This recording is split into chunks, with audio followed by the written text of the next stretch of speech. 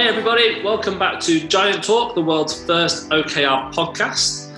This afternoon I am delighted to welcome Scott diValerio from Spiceworks based in Austin, Texas. Hi Scott. Hey Lawrence, good to talk with you this morning. Yeah, absolutely. Thank you for joining us. So today me and Scott are going to be talking about the kind of unique way really that you guys at Spiceworks have linked OKRs and your value stream, right? Definitely. Yep. Cool. So I guess just give us a quick introduction to yourself and what Spiceworks do, Scott. You bet. Yeah, I started many years ago, actually at Price Waterhouse, and then transitioned into operating roles at companies like Microsoft, Lenovo, a company called Coinstar, and then Retail Me Not, and now Spiceworks. And at Spiceworks, we basically connect IT buyers with IT sellers. Great company that got started about 14 years ago with the view to try to help IT professionals in their day-to-day job, and developed some free apps that would track trouble tickets. They would do network monitoring and inventory management in the small and mid-size IT shops. And from that, realized that they wanted to have a community to talk to each other and to talk to brands. And so built out a community where today, we have roughly 6 to 7 million monthly uniques that come in and work on the Spiceworks platform, and to try to get information about how to work within their systems, put new systems in, what's the latest technology, and connect with great brands to be able to purchase technology at the right points in time. Cool. And how long have you been with the company? Close to 2 years. So came in around December of 2017, and been working with the founders and the exec team in order to kind of repivot the business a bit and get it to where it's focusing on really providing great connections, and it's kind of how we got to connecting what we're trying to do from an outcome or OKRs to kind of the overall strategy and then to our value system. Right. Okay. Interesting. So what's your actual role within the organization then? I'm Chief Operating and Financial Officer. So it encompasses the revenue team, which for us includes sales, client success, and our delivery team, which is both ad ops as well as content creation and research and business analytics. And then the finance organization, which obviously includes your traditional accounting and finance, and also have our HR team and our IT/DevOps team. So kind of a broad role and one that allows me to kind of work across a number of the organizations and in support of a great product and engineering team as well. Wow. So that is a really broad role then. You must have quite a few direct reports, do you? A few. I have, I think one of the things that I always try to do is bring on great people to help out, and I have a great person that's running our revenue team with me, and which is really certainly helpful, and then certainly HR and IT ops and the finance roles. So 5 or 6 direct reports, but really strong people, which is really helpful. Amazing. And how big are the team at Spiceworks?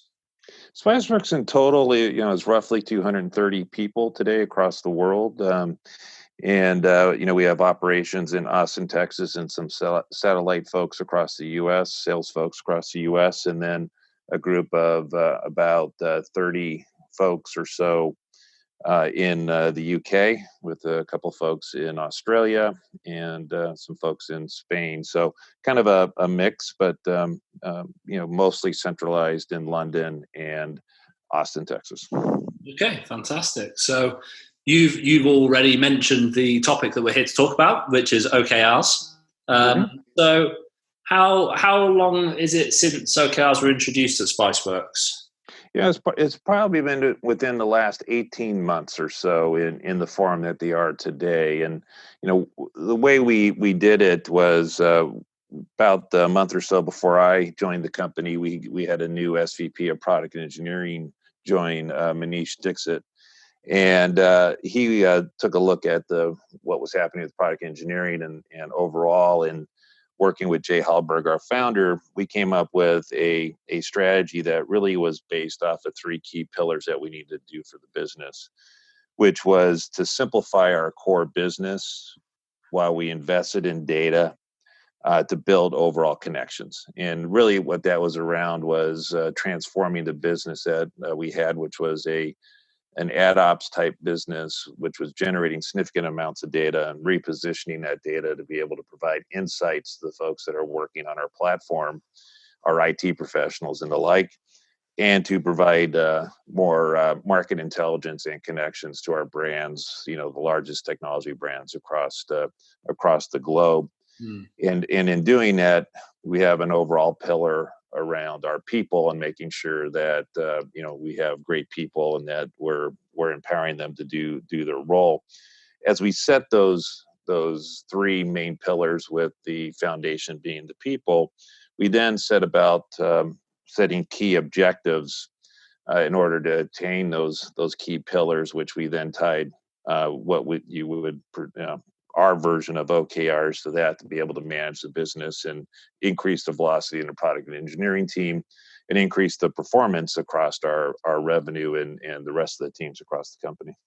Okay, fantastic. So they've had a pretty well structured setup then, and it's born out of these three key areas for you, this sort of simplify, invest, build. Is that right? Yeah, it did. And, one of the things that it did, for example, when Manish first came in product engineering, I think he spent some time trying to see what the team was working on and how many projects and those types of things. And I think we had 53 or 54 projects going on in product and engineering. Today we have around 15, and those 15 are tied back to these three key principles and three key strategic pillars. And as we set up the product roadmap on a 3-year basis and then a 1-year basis and then a quarterly basis, it really is all around how we hitting outcomes and objectives from those three to be able to do that, which has allowed us to be significantly more efficient in how we bring products to market and more efficient in how we fix the current product suite so that we can deliver it at a much more efficient rate. Right. Okay. So tell me about how you guys have sort of set up your structure with OKRs within Spiceworks then, because I seem to remember you telling me that there's kind of a bit of an OKR agile hybrid going on. Is there? Definitely. Yeah, one of the things we did do is we implemented Agile in order to be able to get a structure and then set the OKRs based on that Agile framework. And so as we sit down each quarter and take a look and say, okay, what did we achieve? And then what do we need to achieve to be able to reach that 3-year planning goal, that 24-month planning goal, that 1-year planning goal? We then set clear objectives that come out of each of those pillars. And there's usually, 10 or 15 key things that need to get done under each pillar that are then grouped up into squads that then equate into what I would say about 15 key projects that we work on in any particular quarter, with those objectives tied back to individual performance reviews and overall department performance as well. And so what it's allowed us really to do is not only improve the overall velocity in our product and engineering team, it's allowed our marketing team to be much more structured and us to set key performance criteria, OKRs, for our marketing team that line up with what the product team is doing, which then allows us to set up those same things with our sales team so that we have a much more planful way that we bring things into market, what we want to talk to our customers about, what we want to talk to our IT professionals about, and able to do that while increasing the overall margins of the business and improving the overall product that we are delivering across the board. Okay, interesting. So as I mentioned at the beginning, what we're here to talk about really is the link that you guys have set up between OKRs and values. Mm-hmm. So how important are values within Spiceworks? They're very important, and in fact, our founders we now have one founder that's left in the company, but the founders really started the business with a view that they wanted to work together, and then they wanted to bring people on that they wanted to work with. Right. And so they set up a culture that is empowering, a culture that respects people, a culture that innovation and questioning and those types of things are super important. And to keep that culture kind of moving and evolving with the business, the founders actually would interview every candidate that came in. And Right. at one point the company was up to about 400 people or so. Today we're roughly in that 200 range, 230 range. Mm. And every person that has come in and been hired by Spiceworks has gone through a founders round of interviewing, so that founders round is geared really toward is the person a cultural fit. Now, as that's culture can be very helpful to businesses, particularly in startups as they go through. Culture that doesn't evolve with the size of the business, and the business can end up hurting the business as well. And so one of the things we've worked with the teams and our HR team and the exec team and all that is to make sure that we were evolving our culture to keep those great principles around respect and innovation and questioning and those types of things, but Yeah. then tie that to outcomes. Okay. And so that you could tie that to what we needed to get done in product and engineering, what we needed to get done in revenue, what we needed to get done in ad ops, what we needed to get done across our HR systems and those types of things, so that the culture wasn't getting used as a blocking to doing new things and doing things slightly different to improve the business. It was actually being used in support of. Okay, so in what ways do you allow the teams and individuals to set the bar then for how they're going to align into those commitments? Because I guess that's the way in which you make sure it keeps on evolving. Definitely, and what we hadn't had at the company was we hadn't 2 years ago had formalized performance reviews, Right. because people did not have formalized commitments to the business or goals that tied back to our overall OKRs, that tied back to the values, that tied back to our strategic pillars. And so, one of the ways that we evolved the culture was one from everybody getting a sort of a performance review based off of what their leader kind of thought at the time, without a whole lot of structure around it, to slightly more structured, saying, okay, let's set some clear commitments or goals that you're going to do for the first half of the year, and we're going to have check-ins in the first half of the year, and then we'll adjust them for the second half of the year and have a annual review on the back end of that, where we set the next year's next half's commitments. And what we tried to do there was really be clear about what our strategic pillars were, what the outcomes or OKRs were going to be to be able to achieve those strategic pillars, and then tie those to each person's performance goals, which then tied to their performance reviews. So everybody is setting up their goals based off of those three strategic pillars around simplifying the core, investing in data, and building connections, as well as our overall people level about what they need to do. So everything kind of ties together, Right. not necessarily in what I would call a overly structured way to where people feel like they're inhibited, but in a way that people know how they're contributing to the business and they can see the outcome of that. And quite frankly, they could have much more rigorous and much more fruitful conversations with their leaders about where, what they're doing, and then what their career aspirations were, so that we could layer that aspect into their overall experience at Spiceworks, about plotting what they wanted to do next and what skills they needed to build and those types of things. Right. So I guess here what's basically happening is your commitments are sitting at the level that we would call objectives, and then you're asking the individuals or the teams to set their own success measures for the commitments in that quarter. Am I getting that right? Yes. Yeah, that's a great way of saying it. Definitely. Okay, so that would be our key results essentially. So it's a really interesting way of framing it. Yeah, and I know, it's like, as we were talking earlier, it's a form of OKRs with the agile overlay on it. Absolutely. Without people really knowing we've implemented OKRs. Yeah. Yeah. No, I completely understand. So you mentioned then that there are check-ins that take place towards these commitments. Are they on a weekly basis, a monthly basis, and is that just a one-to-one level or team level? How do those work? Yeah, we have a couple things going on. One, there are daily stand-ups that are happening in product and engineering, kind of under the agile base, where they have check-ins. And we do have a group, which I don't think I mentioned earlier. We did establish an India development center as well, where we have today 3 squads of teams that are working with us as well. And so the teams are working across a variety of different regions. We have stand-ups there. Then on an individual basis, we do ask that our leaders meet with our teams on a one-on-one basis at least every 2 weeks.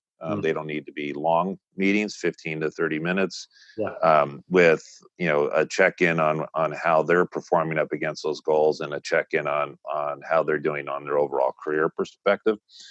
And then we have structured meetings that we have on every 2 weeks. One is product operations, and that's where the product team with the engineering team come in and talk about how they're meeting up against these overall key objectives that they're driving to, and what adjustments need to get made. It's also where some of the product planning gets done. Those meetings are on a every 2-week basis. The exec teams can take a look at what's getting discussed through. We use Teams as our collaboration tool, and can see kind of how that's all playing out. We also have a business operations or biz ops meeting that is every 2 weeks, which is what we call our business leaders, which are the team that reports up into the executive level. They meet to talk about what's happening within the business. They tie in the product and engineering stuff. It ties in kind of what's happening on the marketing and sales side.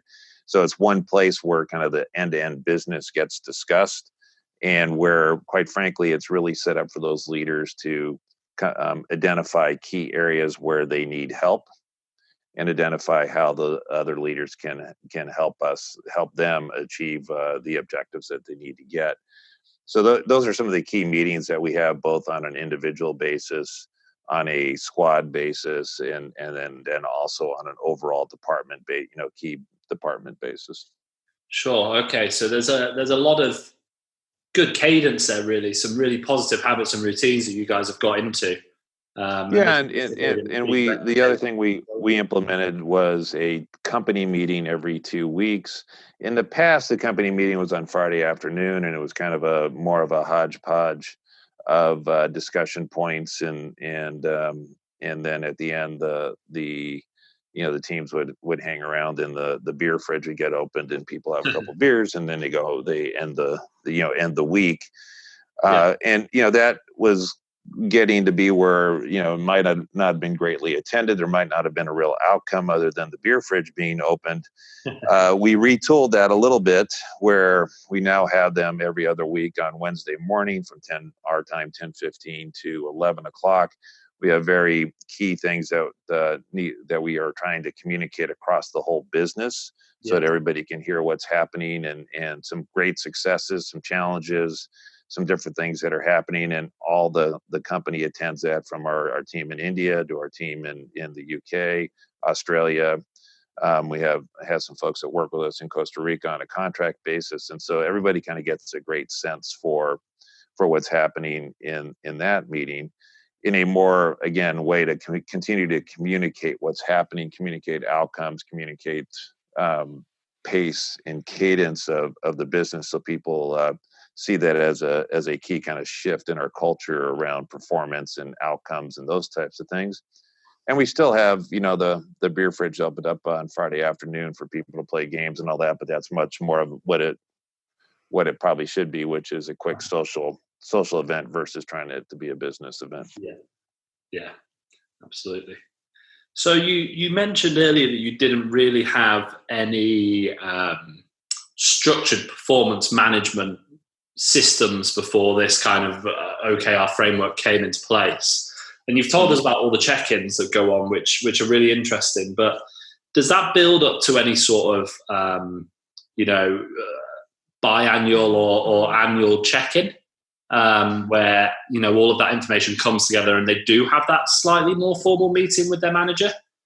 Yes, yeah, we have half-yearly meetings that where their first half goals are reviewed, and they discuss kind of how they did up against them, and where they need some work, where they didn't achieve, or where they overachieved as well, and then that's also discussed in those half yearly meetings, if there are any key career things that both the manager and the employee want to discuss. And it's also where the second half of the year goals are adjusted, right? Based off of performance, based off of subtle changes to direction, and then kind of manage through to where we then have an annual review process that happens in around the third week of January, early February, to kind of wrap up the previous year, and then to make sure that the next half year, full year, and half year kind of commitments are set to begin that cycle again. Cool. And during these performance management sessions, then on a half yearly schedule, are you only looking at their performance against the success measures they set out for the commitments, or is there a bigger picture here? Yeah, it's we try to look at for them individually how they're doing up against their success measures, and we really are working hard to have our management team tie that to the overall business, so in a clear way, right? So that people can really see how they fit in overall, and how their contributions are adding, or if they are underperforming, how that underperformance, it could be hurting the business. Yeah. Yes. And so, I think since it's really kind of, this is year two of the cycle, I would say we're getting better at that. But I think that's a key thing to OKRs. It's a key thing to implementing Agile. It's a key thing to implementing any kind of strategic plan, and then tracking back, is that you have to be able to tie it back to the overall business, and tie it back to the individual and their contribution, and get them to buy in, not only in the overall plan, but buy into their ability to impact that. Absolutely. Yeah, I completely agree. And are you looking at just the way in which they have, so the attainment that they've shown towards these success measures, and the way that they're making a difference to the bigger company? Or is there some sort of tie here to the values as well? Because I know you've mentioned how important those are. Definitely. Yeah, the how is as important as to the why and the what. And we do focus quite a bit on that. If we have some folks that are really overachieving, but they're doing it in a way that isn't in line with the values, we have those discussions with folks so that we can help them understand that the value setup isn't necessarily just set so that we have a nice little culture. It's actually going to help them progress in their career. And while you may be doing certain things, and in the short term you're being successful, if you want to continue to move through, whether it be our organization or other organizations, there are things you need to work on that are going to allow you to be successful over the long haul. And we try to focus on those as well with the individuals and the overall teams, because again, way we try to set up the value system and evolve the value system is really one that is in support of the overall performance of the business, but in support of what I would say most businesses, how they want to they want their employees to manage themselves and manage their teams and those types of things, and where you see that's out of position, we try to have those conversations with the folks and help them evolve as people and as employees. That's fantastic. I think that's so important, because You do see it in some companies where they get exceptional performers who are perhaps doing it in all the wrong ways. Yes. And if you have one high performer that's pissing off 10 members of staff to make them, medium to low performers, you're in a bit of a negative equity there, really. Yeah, you've seen some different things where, I know there's one individual, he goes out and gives speeches and says, part of the executive's job is to walk around and understand who is making everybody else's life miserable. And even if they're a top performer, remove them. Yeah. And, I think, hopefully through this process, we don't have to walk, the only way we're going to find out is by walking around. Hopefully through this process, we're identifying it, we're able to make adjustments so that it doesn't get to that point to where they're making everybody around them miserable. But you have to watch it, and you have to watch against values frankly becoming weapons I was going to against ask you about this. Yeah. So tell me more about that. against the company. Sometimes if people will say, well, this person gave me a harsh review or gave me a review and said I wasn't performing at a certain level, it wasn't in line with our values, Right. because they were a little bit harsh. Or if they're not performing, they bring up the values, or if they don't like somebody, they try to indicate that they're not living to the values. And so I think, you have to set these values to where people, they're ingrained in our outcomes, which reduces some of the opportunity to kind of use them as values, because they're not tied to outcomes. Mm-hmm. And so when you tie the how to the why and the what, then it all should work together. A lot of times, there are times that I've seen where the values aren't necessarily tied to the outcomes. They're kind of there and separately evaluated, and those types of things. And I think that's where they can be weaponized, because they aren't necessarily tied to the outcomes of the business. And people can turn around and say, well, that person wasn't nice, and one of our values is, a no a-hole rule, or whatever whatever you want to call it. But if you turn around and say, well, why, you have to be able to say, okay, so why do you say they weren't nice? How does it tie into what we're trying to do?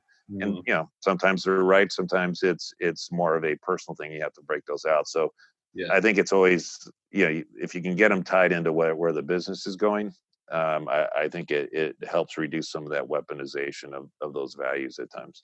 Yeah, I completely agree, and that's really interesting, especially for us at Derby Giants, because we are OKR consultants. We do all this implementation, but we also have almost a separate part of the business that is helping organizations discover what their values are or should be, and then helping them to embed them.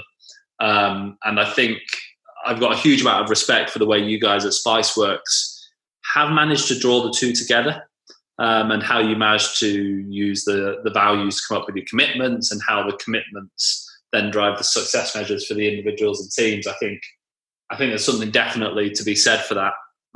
So kudos to you guys. Yeah, we're excited about the progress. You're never where you want to be on it. And, there's always ways to improve, but we're pleased with the progress. And again, I have to say the team, both the exec team and frankly what we would call our biz ops leaders across the stack, have done a great job of embracing it and helping implement it, and kind of leading implementing it. I think that's why we've been able to be successful in that regard, kind of the way we have been. Absolutely, and it sounds like your founders really, really care as well, which makes a huge difference. Definitely. That was helpful throughout the life of the company. And Jay Hallberg, who is our chairman today, continues kind of on that as well. Brilliant. So finally, I guess then, Scott, if you could give one piece of advice to somebody about to set out on their OKR journey, in whatever guise it takes, whether it's the commitments and outcomes like you guys call it, or a more traditional OKR approach, what's one piece of advice you would give to them? I always think about make it simple. Right. And I know that sounds kind of trite, and everyone goes, oh yeah, sure.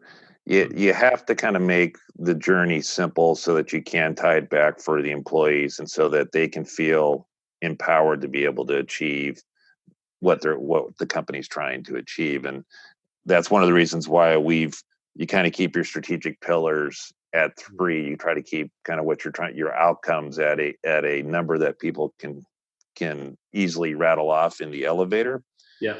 And set clear outcomes below those that resonate through. So for me, it's always about keeping it simple, because then you can articulate it in an easy way, then people can buy into it, and then you can, hopefully enable them to be able to achieve it, and they feel like they're part of the business.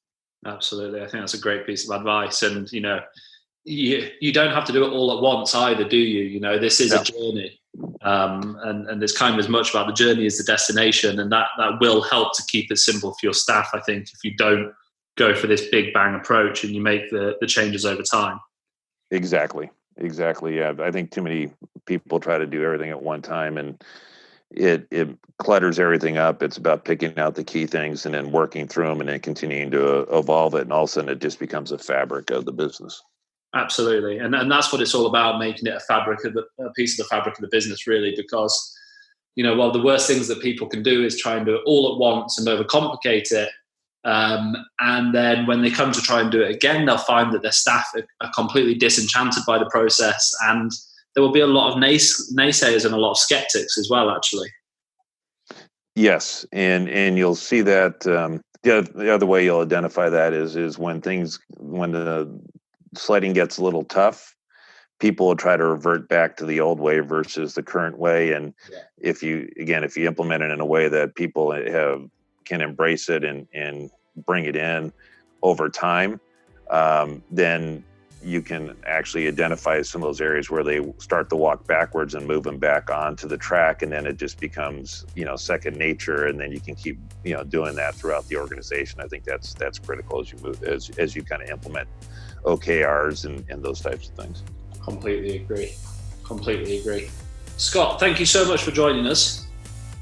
Lawrence, it was a pleasure. I appreciate the time, and I think what you are doing is fantastic. So it was very exciting to be able to spend some time with you. Good. And you guys, you've shared some really key nuggets of information there. You guys are doing it in a different way to everyone else I've spoken to, really, which is brilliant. That's what the podcast is all about, getting the real life stories about how businesses are doing these things.